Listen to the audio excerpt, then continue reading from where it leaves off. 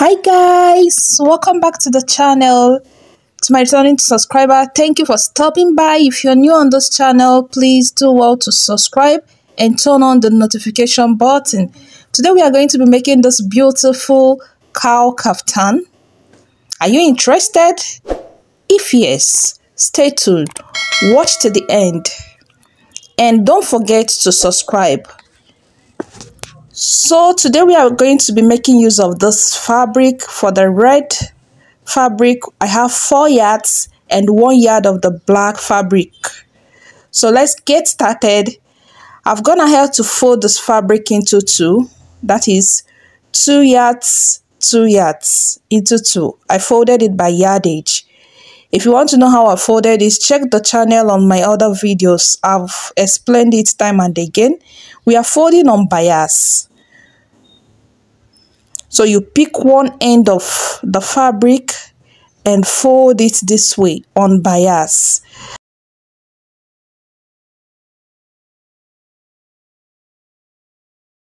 So this is what we have. Try to adjust it. I'm trying to adjust it to make sure everything is in order. Yep. So this is what we'll have now. See this line, this tie. I'm going to use this tie to guide me. I want to make sure I get the midpoint correctly. So I'm using the tie, placing it straight on the tie. Then I'll use that other end of the ties to get the length of my fabric. I don't know if you've noticed, each time you fold something on bias, to get the neck to be aligning to the middle is always difficult. So I decided to use this medium, to use my tie as a guide. I'll arrange it properly, make sure it's in a straight line with the ties on the floor guiding me for both the center and the full length. Yes, here the full length I'm trying to make sure is aligning with the ties. Arrange it properly. This is the trick I discovered. So following this straight line, the tie line, I'm going to trace out. I'm using my finger to point at the hole in the tie. It's guiding me to make these points. After which I'll use my rule this way to connect. In this way I have a straight line at that end. And that is going to guide me to get my full length. I'm cross-checking to make sure everything is straight. Then I'm going to place the opening I want there. I'm using hip divided by 4 plus 3 inches.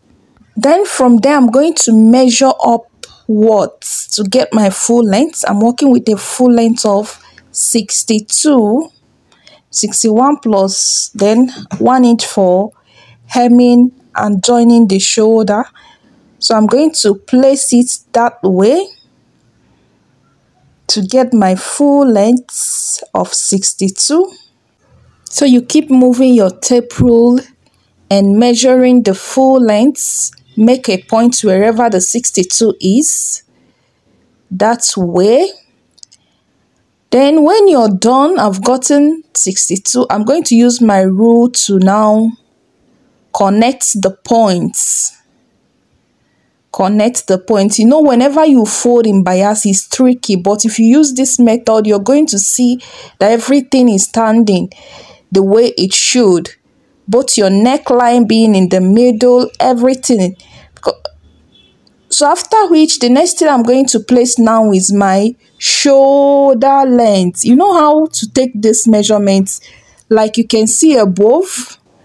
That's how to take the measurements. I'm working with a shoulder length of 22 plus 1 inch for folding. After which, I'm going to be sloping the shoulder. You can use 2 inches, 2.5 to slope your shoulder and connect it to the midpoint of the neckline this way.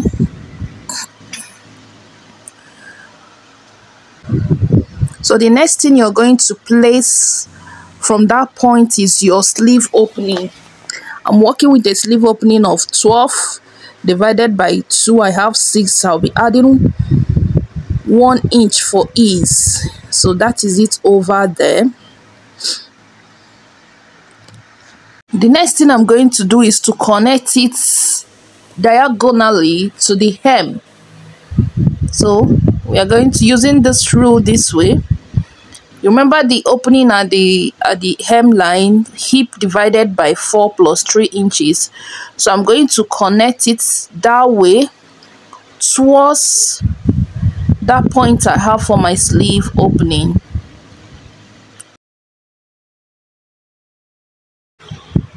The next thing we are going to place now is our neckline. We are working with a neckline of 3.5. Our neck width is 3.5. And the neck depth of, I don't want it to be too low, 6 inches. So you can either use your rule to connect it this way, or if you have your V neckline curve, you make use of it. So I'm going to connect the 2 points together this way. So with this being done, we are done with placing all the necessary points. Next thing we are going to do is to cut out. Watch me closely. You cut out following all the lines we had earlier. This way. Cut out the neckline through the shoulder to the sleeve opening this way. When you're done, you pick the sleeve opening and make a notch. Yes, make a notch this way, so that it won't confuse you when you will be joining them. This is what we'll have now. Let's open it up to see the outcome after cutting. Let's open it up. Yeah, so this is it after cutting. The next thing we are going to do is to join the shoulder line. Let's join the shoulder line now. So I'm picking the 2 shoulders. This is the wrong side of my fabric and that is the wrong side too. So I'm going to sew it. I'm matching it good side facing good side. Good side facing good side this way. Then I will sew using 1/2 inch allowance. The needle is cracked and is folding the fabric, which means it needs serious ironing. But I'm going to change the needle before I proceed with the sewing. Can you see? I've gone ahead to join the shoulder, the 2 shoulders. So let's iron it out properly. So after ironing, the next thing we are going to do is to match the center, the shoulder, the center shoulder line to each other. We are preparing the fabric to enable us cut the facing. So this is it. I've gone ahead to secure it using my safety pin. Secure it right round. You know the material is shaky, so you must have to secure it so that it will stay in place. If not, it will be shifting and alter the neckline you already have. So this is me securing it. Make sure everywhere is aligning. Arrange it properly. Then bring the fabric you're going to be using for your facing and prepare it. To prepare it, you fold it into 2. The side facing me is closed. To know the wideness you're going to face is dependent on how wide you want the facing to be. So when you get the wideness you want, the material is equally shaky, you secure it with your safety pin. That is what I'm trying to do here now. I'm trying to keep it in place. Then after which you place the material for the facing downward and place the main material on top of the one you want to use for the facing. Arrange it properly. Make sure everywhere is aligning. Make sure you have a good length depending on how long you would want it to be after sewing. Then you will cut it out this way. cut it out gently this way. Just the neckline, the V neckline that we'll have for the front and the back. The side where my scissors is the front, the other side is the back. So I'm trying to make a mark at the midpoint, that's the shoulder point. You know the facing doesn't have joining like the main fabric. So after that, this is what we'll have now. At this point, you're going to consider how wide you would want your facing to be. You could use 2 inches, 3, 4, 5, 6, depending on the wideness you want. Here I'm making use of 5 inches. 5 inches with the idea that when I sew the neck with half an inch, I'll be left with 4.5. Then I'll fold that down part with half an inch, I will be left with 4 inches. I want it to have a block, like a block kind of shape at this point. So I'm going in there by 5 inches. Then I will connect with a straight rule. I'm going to do, that's the V part of the neckline. So that's the front, the V part of the neckline. I'm going to do the same thing for the back, going in by 5 inch. Make a mark, then connect with my rule that way. This is optional. Then this 5 inches is a choice. It depends on what you're working on. So after which you're going to freestyle whichever way, whatever look you want your yoke to have at this point, you trace it out. Me, I want it to be circular in this other part, that's towards the shoulder point. Then I'm going to the front, connect it that way. That's the shape I want it to have. Here you have to be creative. Be creative enough to come out with something interesting. After which you carefully cut. So let's cut it out together. Remember, subscription is free. Please do well to subscribe and like the video, share to your friends. So after cutting, this is what we have for the facing. Let's place it on the main fabric and see what it will look like. I'm trying to remove the pins I used to hold the main fabric in place. So this is it. The main fabric open, then I'm placing the face. Oh, it's too big. I don't like the wideness, so I'm going to reduce it this way. Remember what I told us about this facing? Be creative. Now I'm trying to use 4 inches. Initially I used 6. So 4 inches. Let me fold it again into 4 so that when I cut it to be even. Yeah, so I'm going to cut it like this. So after cutting, this is what I have. Yes. I like the size. Now I'm going to be working with that side. This is the wrong side of this fabric. This is the wrong side, and this is the wrong side of my facing. So I'm going to turn the facing now. I'm placing the good side of the facing to the wrong side of the fabric, the main fabric. Good side of the facing on the wrong side of the main fabric. I've gone ahead to secure it using my pin. Then I'm going to sew this way. I used my ruler to rule half an inch all the way around. So I'm going to be sewing on that half an inch. I'm going to sew on top of this hemming gum so that when I turn it, flip it over and iron, it's going to come out fine. It's going to stay in place. That's the essence of the hemming. So I've gone ahead to sew it right around, and this is what I have. I'm going to notch it like this all the way, notch everywhere properly.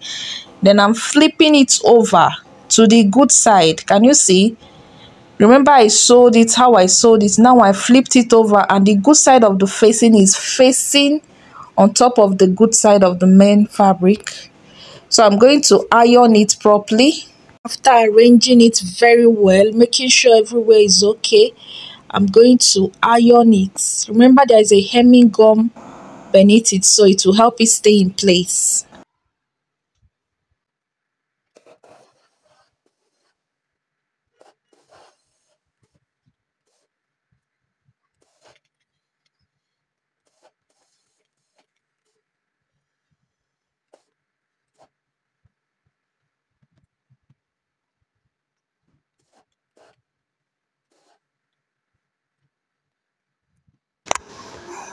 I will further use a hemming gum to secure it.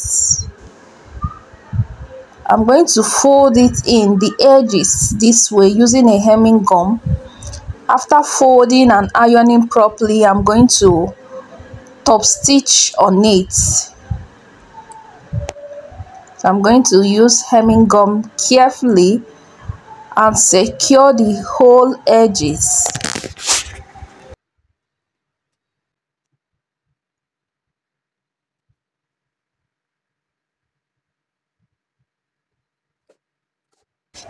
So this process was a bit tasky because the material was too shaky. If I would be doing this style again and I'm going to use this material, I'm going to put a fusible interface on this black fabric. Yes, I will have to make it a bit stronger because it was actually stressing me. Finally, I've succeeded in securing all the edges, thank God. Oh, the next thing is I'm going to sew it all right round to secure it. Yep. So you remember the knot we made at the sleeve, so I'm going to secure the sleeve area now. This way you double fold from one end of the knot to the other. So we are going to do it together on my machine. Let me take you to the machine and we will do it together.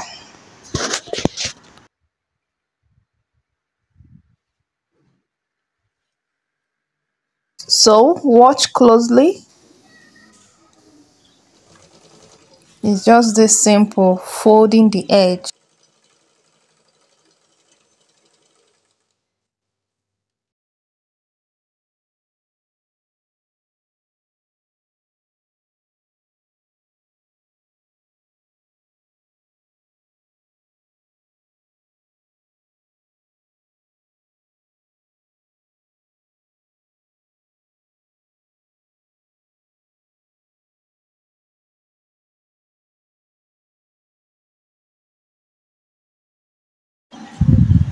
This is what we'll have after stitching. That's the sleeve area, so we are going to iron it out. This is for the second sleeve. Let me cut off the thread we'll have there. That's for the second sleeve. The next thing we are going to do is to iron it out so that it will be neat.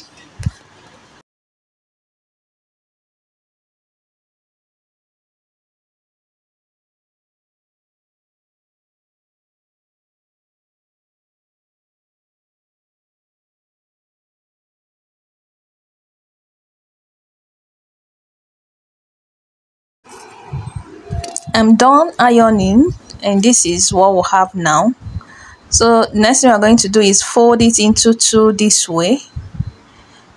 Make sure the shoulder is aligning, the sleeve opening is aligning, and I'm going to join it all the way down on the both sides. I'm going to stitch it down. So I've gone ahead to stitch it this way. Next thing I'm gonna do now is I've stitched the both ends.